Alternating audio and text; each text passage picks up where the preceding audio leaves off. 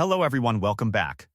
In this video, I'll show how to send disappearing photos and videos on Instagram. Let's get started. Open the Instagram app on your Android phone. Tap the Messages Tix's icon at the top right of the screen. Open the conversation where you want to send the disappearing photo or video.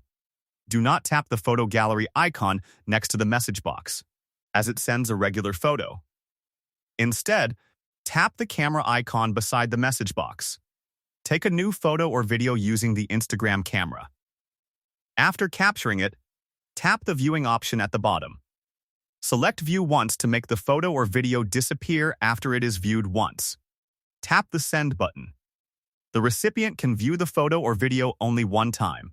After it is opened once, it will no longer be available to view again. And that's it. If you found this video helpful, don't forget to like, subscribe, and turn on notifications for more quick tutorials. Thanks for watching, and I'll see you in the next video.